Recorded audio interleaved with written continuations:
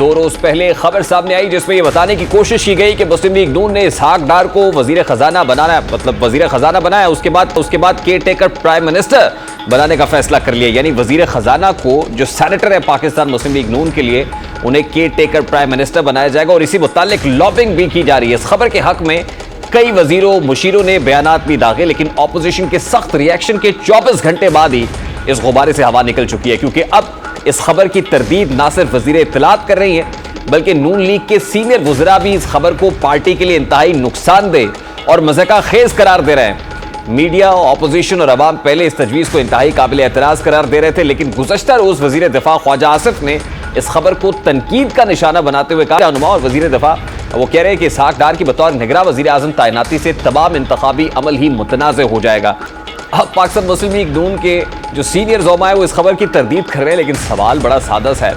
अगर मुस्लिम लीग नून के हलकों की जानिब से इस किस्म की कोई तजवीज़ ज़ेरे गौर नहीं थी तो इस खबर की बर वक्त तरदीद क्यों नहीं की गई?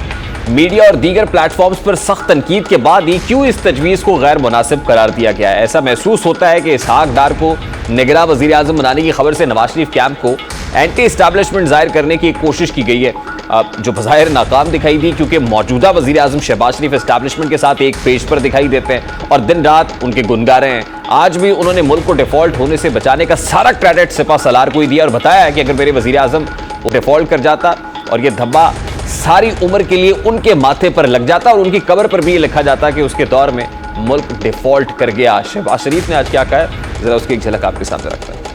मुआहदा पिछली हुकूमत ने तोड़ा, दहशत गर्दी और सियासी अफरा तफरी, ये वो चैलेंजेस थे कि जिसका मैंने अपने पूरे सियासी कैरियर में इसका मैंने न कभी सामना किया न कभी सोचा। अगर खुदा न खास्ता डिफॉल्ट हो जाता तो हमारी सनत और हिरफत को कारी ज़रब लगती। बस इतना काफी है कि डिफॉल्ट क़यामत तक एक काला धब्बा होता जो मेरे माथे पर और मेरी कब्र में भी कतबा लगता होता कि इसके जमाने में डिफॉल्ट हुआ।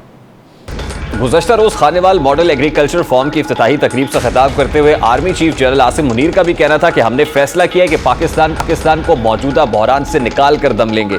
पाक फौज को अपनी कौम की खिदमत करने पर फख्र है, फौज अवाम से है और अवाम फौज से है। सरबराह पाक फौज का कहना था कि सिक्योरिटी और मईशत का चोली दामन का साथ है। हमने फैसला किया है कि पाकिस्तान को मौजूदा बहरान से निकाल कर दम लिया जाएगा। पाकिस्तानी गैरतमंद, गयूर और बासलाहियत कौम है। तमाम पाकिस्तानियों ने भिखारी का कशकोल बाहर उठाकर फेंकना है। उन्होंने कहा कि अल्लाह ताला ने पाकिस्तान को तमाम नेमतों से नवाजा है, हमें दुनिया की कोई ताकत तरक्की करने से नहीं रोक सकती।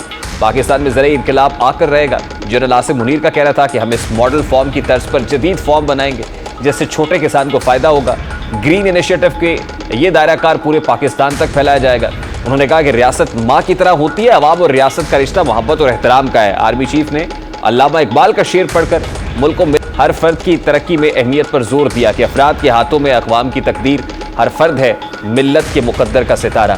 Chief of the army staff काफ़ी फोकस्ड दिखाई दे रहे हैं इकॉनमी को लेकर, और अभी तक जो कुछ हुआ है यानी मुल्क डिफ़ॉल्ट से बचा है। यूएई से $2 अरब आए हैं, $1 अरब आया है, सऊदी अरेबिया ने $2 अरब दिए हैं, चीन से रोल ओवर मिला है। तो ये सारे का सारा क्रेडिट मौजूदा हुकूमत भी chief of the army staff general Asim Munir को देती है। अब इस वक्त बहुत सारी रूमर्स है केयर टेकर सेटअप के लिए जो प्रोसेस है उसका फ्रेमवर्क तय होना है, अभी तक तय नहीं हो पाया है। इत्तेहादियों के माबैन कोई मुलाकातों में ब्रेक थ्रू नहीं हो सका है, किसी नाम पर इत्तफाक नहीं हुआ है। दूसरी तरफ मुल्क की इकॉनमी है, मुल्क को डिफ़ॉल्ट से बचाने के बाद अब ये जो स्टैंड बाय अरेंजमेंट IMF से लिया गया है इसको भी मैच्योर करना है, कैपिटलाइज करना है।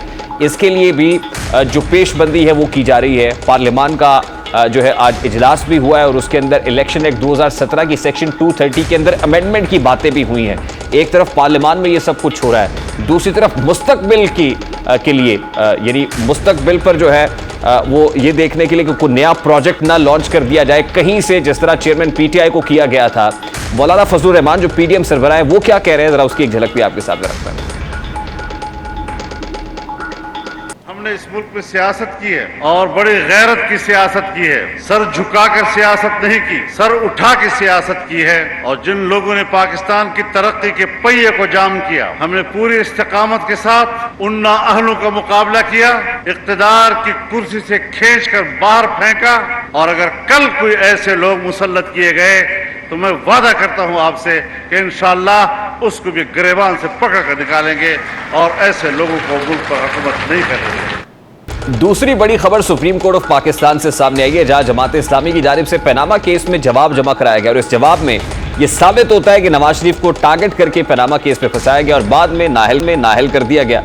जमात इस्लामी ने अपने जवाब में लिखा है कि पनामा लीक्स में शामिल तमाम अफराद को मुकदमे में शामिल करने की बजाय सिर्फ पब्लिक ऑफिस होल्डर्स को शामिल करने की दरखास्त सुप्रीम कोर्ट के कहने पर दायर की गई थी, क्योंकि सुप्रीम कोर्ट ने अपनी ऑब्जर्वेशन में बताया कि तमाम अफराद के खिलाफ कार्रवाई करने में सालों लग जाएंगे, इसलिए दरखास्त को पब्लिक ऑफिस होल्डर्स तक महदूद किया जाए।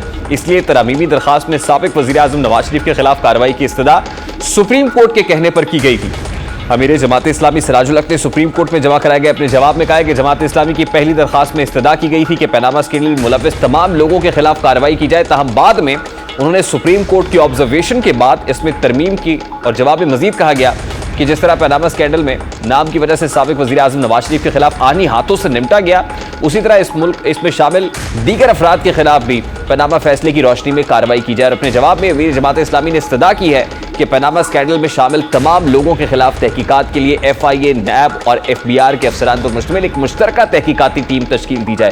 यानी अब भी जो जवाब जमा कराया है चीख कर ये कह रहा है कि उस वक्त सुप्रीम कोर्ट इंटरेस्टेड इस बात में थी कि साबिक वज़ीर आज़म नवाज शरीफ के खिलाफ पनामा केस को सेट किया जाए और एक केस बनाया जाए। कुछ ऐसी ही बातें गुज़श्ता रोज़ हमारे प्रोग्राम में साबिक जज इस्लामाबाद हाई कोर्ट शौकत अजीज सिद्दीकी साहब ने की थी। वो क्या कह रहे थे, उसकी एक झलक भी आपके साथ रखता हूं। जी, मैं ये तवक्को रखता हूँ, उसकी वजह ये है कि जो भी आने वाले चीफ जस्टिस साहब हैं वो उस सारे टीम का हिस्सा नहीं थे जिस टीम ने ये सारा कुछ एक बिसात बिछाई और शायद उनकी नज़र में मैं एक रुकावट था। और चूँकि उस वक्त जो आर्मी की इस्टेब्लिशमेंट है, मैं नाम लेता हूँ जनरल कमर जावेद बाजवा और जनरल फैज़ हमीद, और इधर से जो जुडिशरी की इस्टेब्लिशमेंट थी जिसमें मियाँ साकिब निसार और आसफ सईद खान खोसा थे, इन सब की एक कोलैबोरेशन थी, तालमेल था, आपस में एक अंडरस्टैंडिंग थी और इन सब ने मिलकर मुझे टारगेट किया क्योंकि शायद मैं उनके अज़ाइम में रुकावट था।